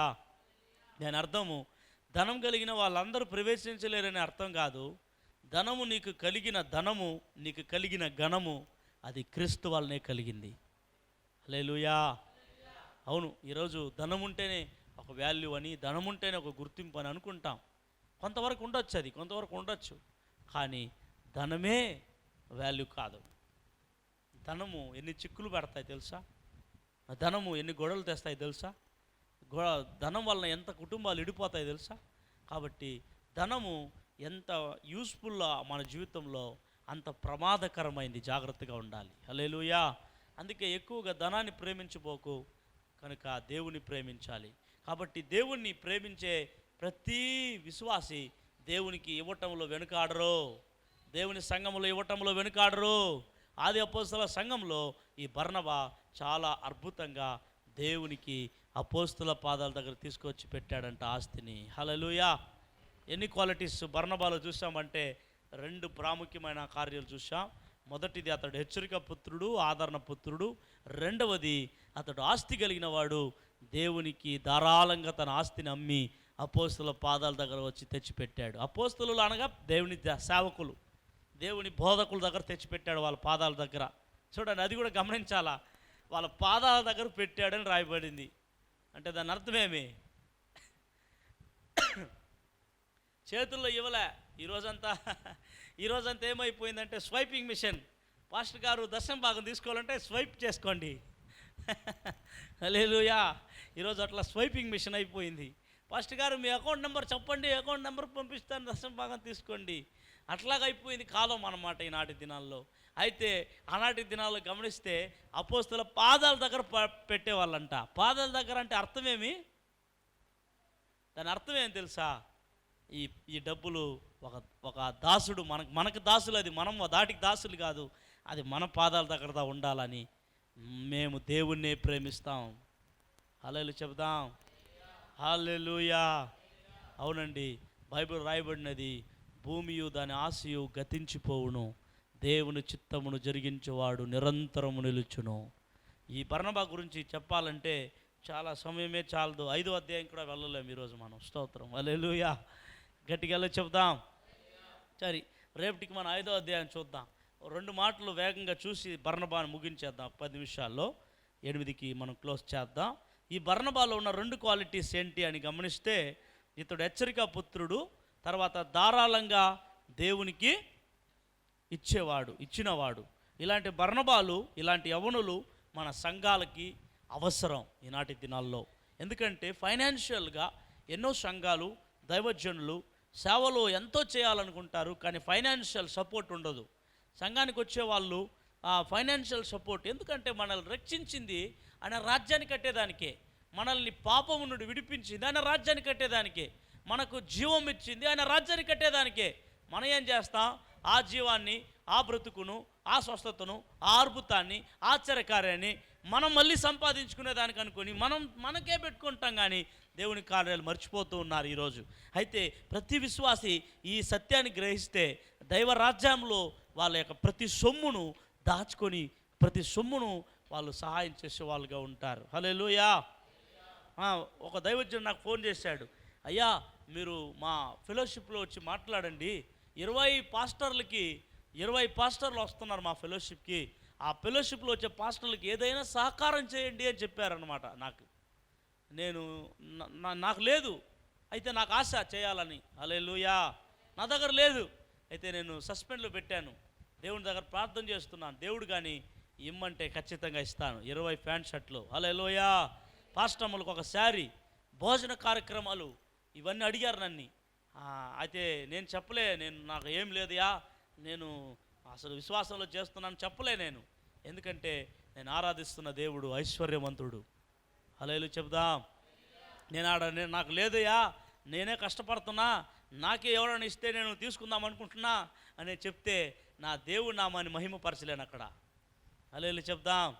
నేను చెప్తాను దేవుడు నాకు ఇస్తే ఖచ్చితంగా ఇస్తానని చెప్పాను డిసెంబర్లో. హల్లెలూయా. ఇట్లా ఈరోజు చాలామంది దైవజనులు అడుగుతూ ఉన్నారు. చాలామంది దైవజనులకి చేయాలన్న అభిలాష నాకు. ఎందుకంటే అలా చేసినప్పుడు మనం దేవునికే చేస్తున్నాం. అందుకే బీద సాదా కష్టపడుతున్న దైవజనులు చూస్తే నా హృదయము అట్లే, నాకుందో లేదో ఇచ్చేస్తా. నేను ఇచ్చేది వాళ్ళకి కాదు. ఆమేన్. హల్లెలూయా చెప్దాం. నేను అది గ్రహించా, నేను పెద్దగా ఎంచను, నా అవసరతలు ఐ డోంట్ కేర్ డబ్బులు. హల్లెలూయా చెప్దాం. మొన్న మేము వేలూరు నుంచి వస్తున్నాము, ఒక పోలీసు ఏం చేసినాడంటే ఆ మిలిటరీకి సంబంధించింది ఏదో ఒక అతికిస్తే ఏదైనా డబ్బులు ఇవ్వాలంట. ఈ మిలిటరీలో చచ్చిపోతారు కదా వాళ్ళ కలెక్షన్, దానికి ఒక లేబుల్, ఒక స్టిక్కర్ అతికిస్తే వాళ్ళకి ఏం చేయాలంటే మన దగ్గర ఉండే డబ్బులు ఇవ్వాలా. అయితే ఏం జరిగిందంటే మేము వేలూరు నుంచి వస్తున్నప్పుడు మేము 300 రూపాయలకి పెట్రోల్ కొట్టించాం, దానికి కారుకి పెట్రోల్ కొట్టిస్తే వాళ్ళు తిరిగి ఆ పెట్రోల్ బంక్లో 200 రూపాయలు ఇచ్చాడు. అయితే ఒక నోటుగా ఇచ్చేసినాడు. అదా ప్రాబ్లం. హల్లెలూయా. 200 నోటు ఇచ్చేసినాడు. చిల్లరగా ఇచ్చుంటే ఏదో ఒక చిల్లర ఇచ్చేసి ఉండొచ్చు. పర్సులో ఏం లేదు, 10 రూపాయలు లేదు, 50 రూపాయలు లేదు, 100 రూపాయలు లేదు, ఏం లేదు. 200 నోటు మాత్రమే జేబులో ఉంది మా దగ్గర. ఏం చేయాలి అర్థం కాలే. స్తోత్రం. హల్లెలూయా. హల్లెలూయా చెప్దాం. బాగా కారులో పోతున్నాం మనము, దేవునికి స్తోత్రం. మీ దగ్గర ఏమని 200 ఇచ్చేయన్నా నేను. స్తోత్రం. హల్లెలూయా. హల్లెలూయా చెప్దాం. 200 ఎత్తిచ్చేసిన వీళ్ళు మాతో వచ్చినటువంటి వీళ్ళు 200 ఇచ్చేసినావే నీకేం తెల్ల చిల్లర అడుగుంటే పోనీ. స్తోత్రం. హల్లెలూయా. దేవుడు ఇస్తాడు ఎక్కడో. హల్లెలూయా. ఒక మాట చెప్పాడు కదా, మిలిటరీలో చచ్చిపోయే వాళ్ళకి ఇది చేస్తామని చెప్పారు కదా, ఆ మాటకి ఇచ్చేసిన నేను, తెలుసా మీకు? హల్లెలూయా. వాడు ఏమారిస్తే, వాడు తీసుకుంటే మన లెక్క ఆ మైండ్స్తో ఇచ్చినప్పుడు ఖచ్చితంగా మనకు ఆశీర్వాదం వస్తుంది. హల్లెలూయా చెప్తాం గట్టిగా. హల్లెలూయా. అవును, నేను ఇవి ఇక చాలా అడుగుతూ ఉంటారు బస్ స్టాండ్లో, బీదా సాదా చూసినప్పుడు నాకు ఎక్కడ లేని కనికరం వచ్చేస్తుంటుంది. 10 రూపాయలు, ఒకసారి చిల్లర లేదు 20 రూపాయలు కూడా ఇచ్చేస్తుంటా. చాలామంది నన్ను విచిత్రంగా చూస్తూ ఉంటారు, ఏమంటే బిచ్చగానికి కూడా 10 రూపాయలు 20 రూపాయలు ఇస్తున్నాడు ఆయన పక్కలో వాళ్ళు. హల్లెలూయా చెప్పండి. కొంతమంది అయితే ఇంకో నయం, కొన్నిసార్లు అయితే నేను 5 రూపాయలు ఈ చిల్లరలంతా కూడా జోబులు వేసుకొని పోతూ ఉంటా వాళ్ళకి ఇచ్చేదానికే. స్తోత్రం. హల్లెలూయా. గట్టిగా చెప్దాం. బైబిల్లో రాయబడింది, మనము ఈ భూమి లోకంలో ఏమైతే చేస్తామో అదంతా కూడా పరలోకంలో మన లెక్కలో రాయబడుతుంది. ఆమేన్. గట్టిగా చెప్దాం. కాబట్టి ఈ బర్నబా లాంటి వాళ్ళు మన సంఘానికి కావాలి. ఆది అపోస్తల కాలంలో ఈ బర్నబా లాంటి వాళ్ళు ఉండటం వల్ల సంఘంలో గొప్ప కదిలింపు వచ్చింది, గొప్ప ఉద్యమం వచ్చింది, మందిరాలు వేగంగా వ్యాపించింది. అట్లా ఫైనాన్షియల్ సపోర్ట్ లేకపోతే ఈ ప్రపంచ దేశాలకి సువార్త అందేది కాదండి, మనమందరూ రక్షించబడే వాళ్ళు కాదు. ఆనాడు ఆది అపోస్తల సంఘం అంత వేగంగా సువార్తని ప్రపంచ దేశాలకు తీసుకొచ్చింది. అందుకే క్రీస్తుని మనం అంగీకరించగలిగాం, మంచి మార్గంలో రాగలిగాం. మనం ఇలాగ మీరు ఈనాటి దినాల్లో గుప్పిళ్ళు విప్పితే మనం ఇంకా ఏమేం సేవ చేయాలో, ఇంకా ఎన్ని రకాలుగా సువార్తని ప్రజలకు అందించాలో, వాళ్ళని ప్రభువులో నడిపించాలో నడిపిస్తాం. అయితే మనకి ముందుకు వెళ్ళడానికి కావాల్సిన సదుపాయాలు లేదు. అయితే మండల వైజు కన్వెన్షన్ పెట్టాలని దేవుని సంధిలో ప్రార్థన చేస్తున్నా. కన్వెన్షన్ మీటింగ్ 3 రోజులు కన్వెన్షన్ పెట్టాలంటే లక్షలు కావాలా, మనకి మెటీరియల్స్ కావాలా, ఆర్థికం లేదు. చేయడానికి దేవుడు అట్టి కృప ఇచ్చాడు, చేయడానికి దేవుడు స్వస్థత వరాలు ఇచ్చాడు, చేయడానికి యవనలను ఇచ్చాడు, చేయడానికి సంఘం ఉంది, చాలామంది ఉన్నారు, కానీ ఫైనాన్షియల్ సపోర్ట్ లేదు. హల్లెలూయా. దీనికి ఎక్కడి నుంచి రావాలా? ఫారిన్ నుంచి రావాలా? అవసరం లేదు. మన సంఘంలోని దేవుడు ఇచ్చాడు. తలా ఒక్కొక్కరు వారికి ఇచ్చిన కొల దాంట్లో నుండి ఈ సేవ పరిచినప్పుడు సంఘంలో ఏముండదంటే కొదువే ఉండదు. హల్లెలూయా చెప్దాం గట్టిగా. కాబట్టి ఈ బర్నబా జీవితంలో 2 కార్యాలు మాత్రం కాదు, 3వది అపోస్తలుడైన పౌలుతో మిషనరీ ప్రయాణంలో సువార్తకు వెళ్ళాడు. చూడండి అపోస్తలుల కార్యం 13వ అధ్యాయం 1వ వచనంలో 2వ వచనంలో ఈ మాట చూస్తే చాలా ప్రాముఖ్యమైన మాట. 13వ అధ్యాయంలో 2వ వచనంలో చదువుతాను చూడండి. వారు ప్రభువును సేవించుచు ఉపవాసము చేయుచుండగా పరిశుద్ధాత్మ నేను బర్నబాను సౌలును పిలిచిన పని కొరకు వారిని నాకు ప్రత్యేకపరచుడని వారితో చెప్పెను. అంతటా వారు ఉపవాసముండి ప్రార్థన చేసి వారి మీద చేతులుంచి వారిని పంపిరి. చూడండి నాకు ప్రియమైన వారలారా, ఇక్కడ అంతియోకాయ అనే పట్టణంలో సంఘం ఏర్పడింది, ఒక సంఘం. ఆ సంఘంలో అపోస్తలులు ఉన్నారు, ఆ సంఘంలో సంఘానికి పెద్దలు ఉన్నారు. వీళ్ళు ఉపవాస ప్రార్థన చేస్తుంటే పరిశుద్ధాత్మ దేవుడు వారి మీద దిగి వచ్చి పరిశుద్ధాత్మ దేవుడు బయలుపరుస్తాడంట. ఇక్కడ 2 ఉన్నారు, వారిని లేపండి, వారి మీద చేతులు పెట్టి ప్రార్థన చేసి వారిని నా స్వార్థ కొరకు పంపించండి అని పరిశుద్ధాత్మ దేవుడు చెప్పాడంట. ఆ 2 ఎవరు అంటే, ఒకడు బర్నబా, రెండవది పౌలు. హల్లెలూయా. ఎంత అద్భుతం చూడండి. ఈ హెచ్చరిక పుత్రుడు హెచ్చరిక మాత్రం చేసేవాడు కాదు, డబ్బు మాత్రం సాయం చేసేవాడు మాత్రం కాదు, మంచి సత్ప్రవర్తన కలిగిన వాడు మాత్రం కాదు, పరిశుద్ధాత్మ దేవుడే అతనిని సెలెక్ట్ చేసినాడంటే ఆలోచన చేయాలి మనం. బర్నబాని పౌలుతో సువార్త చేసేదానికి పరిశుద్ధాత్ముడే అతనిని సెలెక్ట్ చేశాడంటే అతడు దేవునికి ఎంత ప్రియుడిగా ఉండాలి. హల్లెలూయా. అలా సెలెక్ట్ అయినటువంటి ఈ బర్నబా పౌలు యొక్క మిషనరీ ప్రయాణంలో 2 కలిసి వెళ్తారు. 2 కలిసి వెళ్ళేటప్పుడుదా వాళ్ళతో పాటు మార్కు అనబడిన వ్యక్తి కూడా వెళ్తాడు. వెళ్ళి మధ్యలోనే వచ్చేస్తాడు. మార్కు సువార్తను రాశాడు కదా ఆయన, మార్కు సువార్తను రాసినటువంటి అతను పౌలు బర్నబా మిషనరీ ప్రయాణంలో వాళ్ళతో పాటు వెళ్ళి ఉపచారం చేస్తూ ఉంటాడు. చేసేస్తుంటే మధ్యలోనే వచ్చేస్తాడు మిషనరీ ప్రయాణం కాకముందే. అయితే వీళ్ళు బర్నబా పౌలు మాత్రం మొదటి మిషనరీ ప్రయాణము ఎన్ని పట్టణాలకు వెళ్ళి సువార్త చెప్పాలో అన్ని పట్టణాలకు వెళ్ళి సువార్త చెప్తారు. అదన్నీ మనము చదవబోతున్నాం ఈ అపోస్తల కార్యంలో. వాళ్ళు ఎట్లా మొదటి మిషనరీ ప్రయాణం, రెండవ మిషనరీ ప్రయాణం ఎట్లా చేశారు, మళ్ళీ రోమా ప్రయాణం ఎట్లా చేశారు, ఎంత కష్టాలు పడ్డారు. సేవ అంతే ఎంత కష్టం. చాలామంది అనుకుంటారు సోమవారి వాళ్ళుగా అయిపోయినందువలన బైబిల్ ఎత్తుకున్నారు సేవ చేసేదానికి. కాదండి, దానికి ఒకవేళ అలాంటి సోమరి వాళ్ళు ఉండొచ్చేమో లోకంలో, అలాంటి సోమరి వాళ్ళు ఉండొచ్చేమో. అయితే సేవ అనగా చావు, సేవ అనగా చాలా కష్టం. కొన్నిసార్లు ఉంటాయి, కొన్నిసార్లు ఉండదు. అయితే ఒక జీతగాడైతే నెలకి ఇంత జీతం వస్తుందని ఆధారం పడి చేస్తాడు. అయితే సేవకుడు ఇంత వస్తుందని ఎక్స్పెక్ట్ చేయలేడు. రావచ్చు, రాకపోవచ్చు. వచ్చినా సేవ చేయాలా, రాకపోయినా సేవ చేయాలా. అది సేవ అంటే. జీతగాడే జీతానికి పని చేస్తాడు. 8 గంటలు పని అంటే ఉద్యోగం అంతే. అయితే సేవకుడు అట్లా కాదు. సేవకుడు చేసేది జాబ్ కాదు, సేవకుడు చేసేది సర్వీస్కి టైం ఉండదు, సర్వీస్కి డ్యూటీ టైం ఉండదు, సర్వీస్కి ఇంతసేపు అని ఉండదు. దూరము భారం ఉంటుంది. సర్వీస్కి జీతం అంటూ ఉండదు. ప్రియమైన దేవుని బిడ్డలారా, దేవుడే ఆధారం, దేవుడే జీతం. అయితే ఇక్కడ బర్నబాను మనం గమనిస్తే వారు సర్వీస్ చేస్తున్నారు దేవుని కోసం. అందుకే ఈ సర్వీస్లో పోయినారు, అయిపోయేంత వరకు చేయాలా సర్వీస్. కానీ యోహాన్ అనబడినటువంటి మార్క్ అనబడినటువంటి మారు పేరు కలిగిన యోహాన్ అనే మారు పేరు కలిగినటువంటి మార్కు ఏం చేశాడంటే మధ్యలోనే వచ్చేసినాడు. సరే, వచ్చేసిన తర్వాత మళ్ళీ రెండోసారి మిషనరీ ప్రయాణం పోతారు. మళ్ళీ సంఘం పంపిస్తుంది వీళ్ళనే, బర్నబా పౌల్నే మళ్ళీ పంపిస్తారు. మళ్ళీ పంపించేటప్పుడు మళ్ళీ ఇతడు వస్తాడు, మార్కు అనబడిన అతడు. నేను కూడా మళ్ళీ వస్తా, మళ్ళీ మీతో పాటు మిషనరీ ప్రయాణానికి సేవకు వస్తా అంటప్పుడు పౌలు ఒప్పుకోడు. పౌలుకి ప్రచండ కోపం వస్తుంది. పౌలు అంటాడు, ఇతడు అన్ఫిట్ సేవకి, మార్గం మధ్యలోనే వచ్చేసినాడు, సేవ భారం లేదు ఇతనికి, నేను ఇతన్ని తీసుకోపోను, ఇతడు వస్తే నేను సేవకు రాను అన్నట్టుగా బర్నబాకి పౌలుకి తగాదాలు వచ్చి విడిపోతారు. హల్లెలూయా.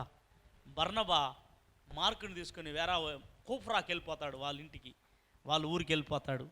అయితే పౌలు శీలాని తీసుకొని, శీలా అనేది ఆడ మనిషి కాదు, ఆడామి కాదు. స్తోత్రం, హల్లెలూయా. అందుకే ఇంగ్లీష్లో సైలస్ అని రాయబడింది.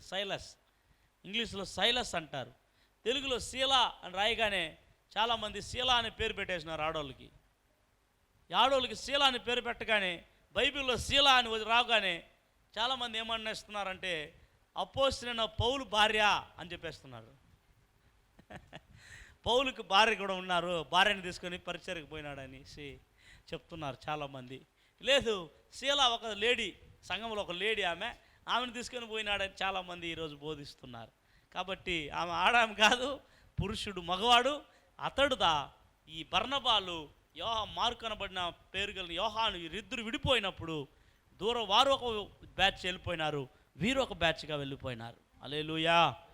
ఇంకా ప్రాముఖ్యమైన ఒక మాట చెప్పడం మర్చిపోయినా, చెప్పి ముగిస్తాను. ఈ అపోస్తలుడైన పౌలు సౌలుగా ఉంటాడు కదా, ఫస్ట్ సంఘాన్ని హింసిస్తాడు కదా, దేవుని చేత దర్శించబడతాడు కదా. మళ్ళీ ఇతడు ఏమవుతాడు, సువార్త ప్రకటించేదానికి యెరూషలేముకి రావాలనుకుంటాడు. అప్పుడు ఎవరు కూడా అపోస్తలులు భయపడతారు పౌలుతో మాట్లాడేదానికి. సంఘం భయపడుతుంది. అయ్యో వీడు సంఘాన్ని అంతా నాశనం చేస్తున్నాడు, ఈరోజు ఏడు వచ్చేస్తున్నాడు, వీడు ఊరికే మారిపోయినాడని యాక్టింగ్ చేస్తున్నట్టున్నాడు అనుకున్నారు.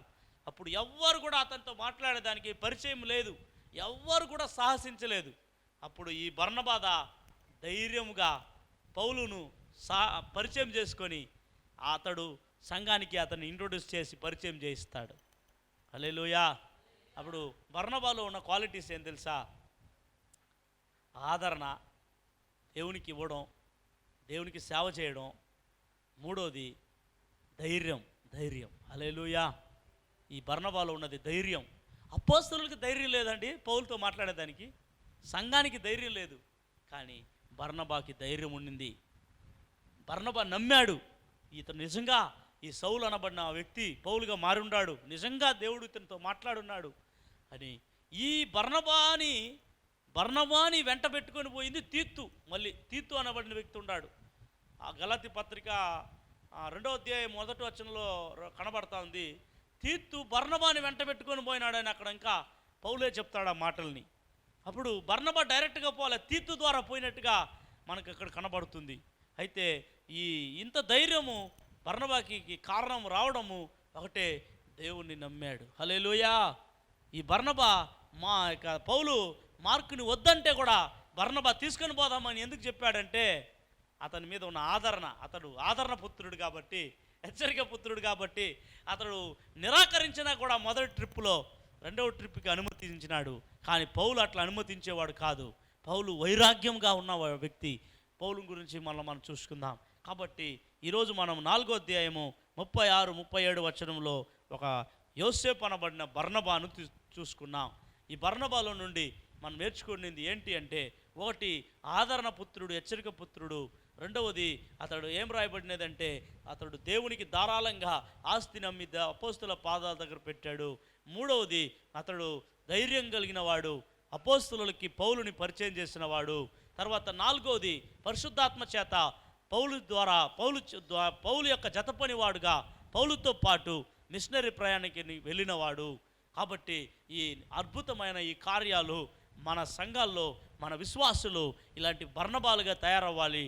ఒక ఇవ్వడం మాత్రం కాదు, సంఘంలో ఆదరణ ఇచ్చేవాళ్ళు మాత్రం కాదు, సువార్తలు పనిలో చేసేవాళ్ళు మాత్రం కాదు, సేవకులకి తోడుగా ఉండే బర్నబాలు కావాలి. ఈరోజు చాలామంది ఇలాంటి బర్నబాలు లేదు కనుకనే సంఘాల్లో కలహాలు ఉన్నాయి. ఒక బెలివరుని చూసి ఇంకో బెలివరికి అవ్వట్లేదు. ఈరోజు ఒక బెలివరు ఒక ఎత్తేస్తే ఇంకొక బెలివరు ఇంకో పై ఎత్తేస్తున్నాడు. ఈరోజు ముక్కోపులుగా కనబడుతున్నారు సంఘాల్లో. ఈరోజు రౌద్రం కలిగిన వారుగా కనబడుతున్నారు.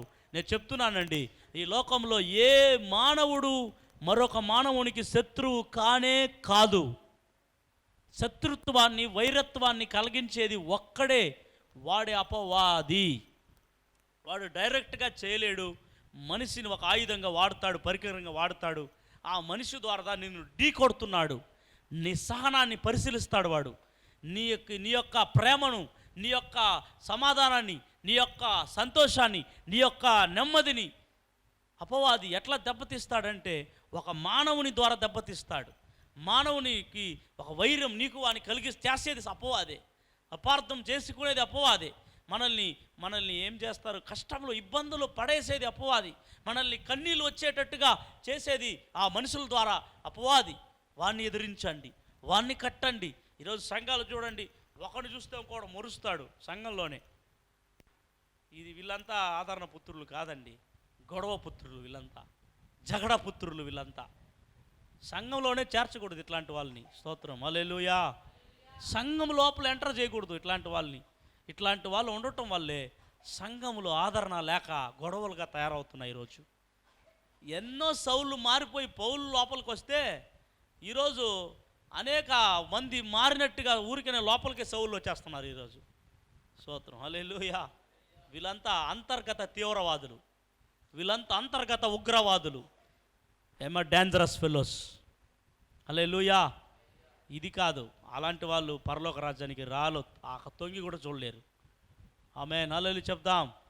కచ్చలు, భేదాలు ఇవన్నీ చంపబడాలి. యేసునామములో చంపబడాలి. దేవుని అపవాది తెచ్చేస్తాడు. వీటన్నింటినీ మనం సంఘము అంటే ఏం తెలుసా, స్వరక్తం ఇచ్చి సంపాదించి ఉంటేనే అదిదా సంఘం. ఊరికే వచ్చి కూర్చోబోయేది కాదు. ఊరికే కూర్చోబోతున్నాడు కాబట్టి ఇంకో చూస్తే మరుస్తున్నాడు. ఎత్తుకు పై ఎత్తు అంటే ఓహో ఇదేమన్నా ఇది ఊరా, దేవుని మందిరం. హల్లెలూయా చెప్దాం. దేవుని మందిరం భయభక్తులతో రావాలి. దేవుని మందిరం భయభక్తులతో జీవించాలి, సాక్ష్యంగా జీవించాలి. ఇట్లాంటి బర్నబాలు కావాలి మన సంఘానికి. ఎంతమంది ఇలాంటి వాళ్ళు కావాలని ఆశపడుతున్నారు? నేను మారతాను నాయన ఇలాంటి వాడుగా. ఇలాంటి ఆదరణ ఒకడు ఆదరణ కోల్పోయి ఉంటే వాని దగ్గరికి వెళ్ళి వానికి ఆదరణ తెలియజేస్తాను నేను. హల్లెలూయా. గట్టిగా చెప్దాం. ఇలాంటి ఆదరణ కావాలండి, ఇలాంటి బర్నబాలు కావాలండి. ఈరోజు పౌలులు మారిపోయినారు, కానీ సంఘంలోకి వచ్చి ఇంకా సౌలుగా కూర్చున్నాడు. వాని వల్ల డేంజర్ ప్రాబ్లం. సంఘం చెదరగొట్టబడేది సౌలు ద్వారా చెదరగొట్టబడింది. సంఘం కట్టబడింది పౌలు ద్వారా కట్టబడింది. హల్లెలూయా. ఈరోజు చాలా సౌలులుగానే ఉన్నారు, ఇంకా లోపలికి వచ్చే సౌలులుగానే కూర్చో ఉన్నారు. అదే ప్రాబ్లం. పౌలుగా మారాలండి. ఆమేన్. హల్లెలూయా చెప్దాం. కాబట్టి చాలు, ఈరోజు ఆ సమయం కూడా అయిపోయింది. కాబట్టి బర్నబా గురించి చాలా అద్భుతమైన ప్రసంగాన్ని దేవుడు మనకి ఈరోజు బోధించున్నాడు.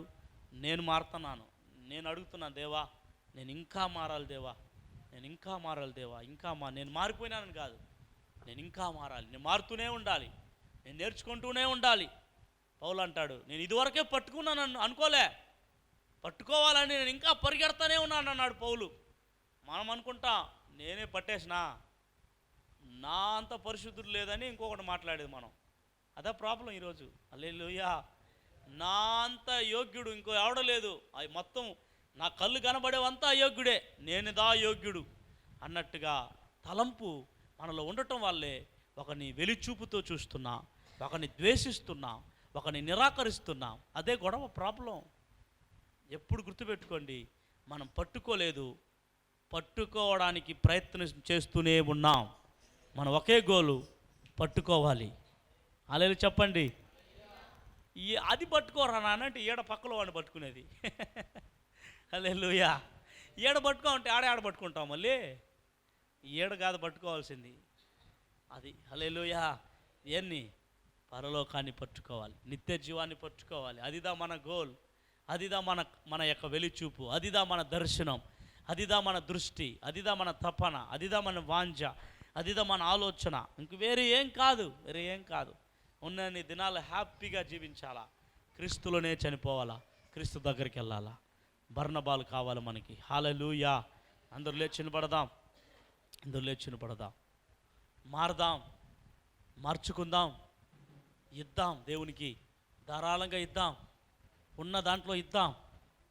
5 రూపాయలు ఉంటే దాంట్లో 3 రూపాయలు ఇద్దాం, 2 రూపాయలు తిందాం మనమే. అట్లా కాదు, మనం 5 రూపాయలు తినేస్తాం, ఇంకొక జోబులు ఉండి 5 రూపాయలు కూడా తినేస్తాం. అందుకే ఈరోజు ఆశీర్వాదం లేదండి. ఈరోజు సంఘంలో మాట్లాడే వాళ్ళు ఉన్నారు, ఈరోజు సంఘంలో విర్రవీగే వాళ్ళు ఉన్నారు, ఈరోజు సంఘంలో అతిశయించే వాళ్ళు ఉన్నారు, ఈరోజు సంఘంలో గొప్ప చెప్పుకునే వాళ్ళు ఉన్నారు, ఈరోజు ద్వేషించే వాళ్ళు ఉన్నారు, ఇతరులని కొండాలు చెప్పేవాళ్ళు, కనిపెట్టే వాళ్ళు ఉన్నారు, ఇతరులకు మార్కులు వేసే వాళ్ళు ఉన్నారు. ఇలాంటి వాళ్ళు కాదు సంఘానికి కావాల్సింది. బర్నబా లాంటి వాళ్ళు సంఘాలకు కావాలి. దేవుని కొరకు సంఘాన్ని హెచ్చరించేవాళ్ళు, సంఘాన్ని ఆదరించేవాళ్ళు, సంఘాన్ని కట్టిలేపేవాళ్ళు, సంఘానికి ఇచ్చేవాళ్ళు, సంఘానికి మాదిరి కలిగిన వాళ్ళు, సమాధానం అనే బంధము చేత కట్టేవాళ్ళు. అవును, పరిశుద్ధాత్మ కలిగించే ఐక్యతను కాపాడుకోవాలి. యేసు ప్రభువు అప్పగించబడబోతున్న ఇస్కారియోతు యూదా పాదాలని కడిగాడు. అది యేసయ్య ప్రేమ. ఆయన బిడ్డ అయిపోయినా, నేను ఒరిజినల్ క్రిస్టియన్, నాలాగా భక్తుడు లేదు, నేను రక్షించబడ్డా, నేను మారు మనసు పొందా, నేను ప్రభు బిడ్డ అని నోట్లో చెప్పేది కాదు. క్రీస్తు వలె ప్రేమించాలి, క్రీస్తు వలె ఉండాలి. ధనం అన్నది ఒక మైక్యం, అది కీడులకు ఆరంభం. మన ఆశ ధనం కాదు, మన ఆశ ప్రభు అయిన యేసు. ఆయన వైపు తిరుగుదామా. దేవా, నేను బర్నబాలాగా మార్చు నాయన, నేను బర్నబాలాగా మారుతాను. దేవా, నీ కొరకు నేను గుప్పిలిని విప్పుతాను, నీ కొరకు ఏదైనా చేస్తాను. ఒకవేళ ధన సహాయమే కాదు కానీ దేవుని కొరకు ప్రయాసపడి, ప్రతి ప్రయాస వేరొకడు ఒకవేళ ఆ పని చేస్తుంటే ఆ ప్రయాసకి ఎంత జీతం తీసుకుంటాడో అదే జీతం దేవుడు నీ లెక్కలో రాస్తాడు. ఒకవేళ నీవు డబ్బు రూపంగా ఇవ్వకపోయినా పర్వాలే, ఆయనకు చేసే ఏ ప్రయాస అయినా ఆ ప్రయాసకి నీ లెక్కలో దేవుడు రాస్తాడు. అలాంటి బర్నబాలు కావాలి మన సంఘానికి. పక్కలో ఉన్నవారు చేపట్టుకుందాం, ప్రార్థన చేద్దాం. ఈ వేళలో మమ్మల్ని మిక్కిలిగా ప్రేమిస్తున్న పరలోకపు తండ్రి, అపోస్తుల కార్యములు 4వ అధ్యాయము 36-37 వచనంలో లేవీయుడైన యోసేపు అనబడిన హెచ్చరిక పుత్రుడని అర్థం కలిగిన బర్నబా అనబడిన వ్యక్తిని ఈరోజు మా ముందు ఉంచావు. అతడు ఆది అపోస్తుల సంఘంలో పేతురు ప్రసంగం ద్వారా రక్షించబడి సంఘంలో చేర్చబడి సంఘ సభ్యుడుగా ఉండి సంఘంలో ఒక ఆదరించేవాడుగా ఒక మంచి ఉన్నతమైన పేరును కలిగిన వాడుగా జీవించాడని చూశాం. అతడు ఆస్తి కలిగి ఉండి ఆస్తిని ప్రేమించలేదు, కానీ మిమ్మును ప్రేమించి అద్భుతమైన ధనాన్ని మీ కొరకు ఆస్తిని అమ్మి మీ పాదాల దగ్గర, అపోస్తుల పాదాల దగ్గర పెట్టాడని చూస్తున్నాము నాయన. సువార్తలో ఉన్నాడని చూస్తున్నాం, ధైర్యం కలిగిన వాడుగా ఉన్నాడని చూస్తున్నాం. దేవా, అట్టి బర్నబా లాగా మమ్మను మార్చు తండ్రి. ఈ వర్తమానం వింటున్న ప్రతి వారిని మార్చు తండ్రి. అలాంటి బర్నబాలు ప్రతి సంఘానికి అవసరం, ప్రతి సంఘానికి అవసరం. ప్రతి సంఘంలో అలాంటి బర్నబాలను లేవనెత్తండి ప్రభువా. సేవలో నిలబడే వారిని లేవనెత్తండి. ఓ విశ్వాసిని చూసి వెలివేసేవాడు కాదు, తక్కువ చేసి మాట్లాడేవాళ్ళు కాదు, వెలిచూపుతో చూసేవాళ్ళు కాదు, కొండలు చెప్పేవాళ్ళు కాదు, డిమోటివేట్ చేసేవాళ్ళు కాదు, ఆదరించేవాళ్ళు, బలపరిచేవాళ్ళు, భుజాలను తట్టి ధైర్యపరిచేవాళ్ళు, ఆత్మీయంగా నడిపించేవాళ్ళు, ఆత్మీయంగా బలపరిచేవాళ్ళు. దేవా, ఒకరిని చూసి ఇంకొకడు అపార్థం చేసుకున్నప్పుడు, ఒకరిని చూసి ఇంకొకడు కోపపడినప్పుడు తండ్రి వెళ్ళి సమాధానపరిచేవాడు, వారికి మంచి మాటలు చెప్పి నేర్పించేవాడు, క్రీస్తు వైపు నడిపించేవాడు. ఇలాంటి బర్నబాలు ప్రతి సంఘాలో లేవనెత్తండి నాయన, ప్రతి యవనలను లేవనెత్తండి నాయన. ఇలాంటి బర్నబాలుగా మార్చండి. మాకు కూడా అట్టి జ్ఞానాన్ని ఈరోజు నేర్పించుచున్నారు. మాకు కూడా అట్టి కృపను మాకు దయచేయమని ప్రార్థిస్తున్నాం. దేవా, నీ మెల్లని మాటలు, నీ అద్భుతమైన మాటలు మాతో ఎంతవరకు మాట్లాడారు. అట్టి కృప మాకు అనుగ్రహించండి. అట్టి కృప ఈ ప్రార్థనలో ఉన్న ప్రతి వారికి అనుగ్రహించండి. సంఘములో అట్టి వారిని లేవనెత్తండి. సమస్తం నీ స్వాధీనించుకోండి. యేసయ్య పేరట ప్రార్థించి వేడుకొనిచున్నాము తండ్రి. నా ప్రాణమా యెహోవాను సన్నతించు, నా అంతరంగ సమస్తం ఆయన పరిశుద్ధనామమును సన్నతించు. నా ప్రాణమా యెహోవాను సన్నతించు. చేసినప్పుడు కార్యము దేనిని మరొక మన తండ్రి అనే దేవుని ప్రేమ, మన కుమారుడైన యేసుక్రీస్తు యొక్క కృప, పరిశుద్ధాత్ముని యొక్క అన్యోన్య సహవాసం కూడి వచ్చిన మనందరితో ఇప్పుడు ఎల్లప్పుడూ సదాకాలము ప్రభు రాకడ పర్యంతము తోడై ఉండి ఆశీర్వదించునుగాక. ఆమేన్. హల్లెలూయా, హల్లెలూయా. God bless you. దేవుడిని దీవించునుగాక. ఉదయకాలంలో డివోషన్ ఉంది, మీరందరూ కూడా కలుసుకోండి. దేవుడిని దీవించునుగాక. ఆమేన్, ఆమేన్. God bless you. God bless you.